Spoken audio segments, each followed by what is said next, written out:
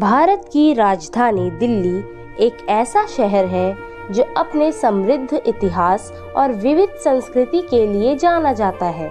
यहाँ की खूबसूरती और ऐतिहासिक जगह को देखने के लिए देश से ही नहीं बल्कि विदेशों से भी लोग आते हैं। राजधानी दिल्ली एक राजनीतिक केंद्र भी है। राष्ट्रीय राजधानी दिल्ली में महाभारत काल से लेकर ब्रिटिश काल तक कई घटनाएं घटी। दिल्ली का इतिहास आज से लगभग 5000 साल पहले पांडवों के समय से शुरू हुआ था, जब दिल्ली को इंद्रप्रस्थ के नाम से जाना जाता था। अंग्रेजों ने कलकत्ता के बाद सन 1911 में दिल्ली को अपनी राजधानी बनाया। लेकिन क्या आप जानते हैं कि इंद्रप्रस्थ का नाम दिल्ली क्यों रखा गया?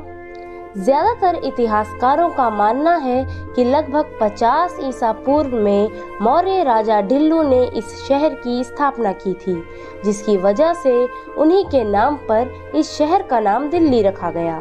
ढिल्लू राजा को धिल्लू और दीलू नाम से भी जाना जाता था।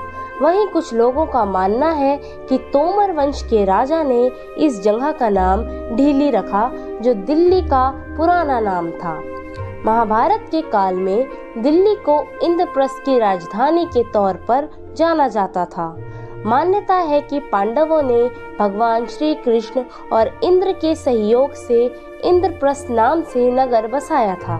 कहा जाता है कि राजधानी बनाने के लिए खंडावर्ण्य के जंगल को चुना गया था। इतिहास के अनुसार लगभग 736 ईस्वी में दिल्ली पर तोमर राजवंश का शासन शुरू हुआ।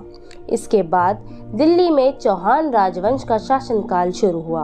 बाद में कुतुबुद्दीन ऐबक ने दिल्ली में गुलाम राजवंश की स्थापना की। इसके बाद दिल्ली पर तुगलक वंश ने शासन किया। सन 1450 से 1526 तक लोधी वंश ने शासन संभाला। लोधी वंश के बाद साल 1526 में दिल्ली में मुगल वंश की स्थापना की।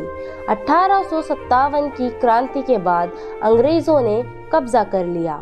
आज़ादी से पहले जब देश पर ब्रिटिश शासन था, लगभग 1903 से लेकर आज़ादी तक दिल्ली पर ब्रिटिश राज था।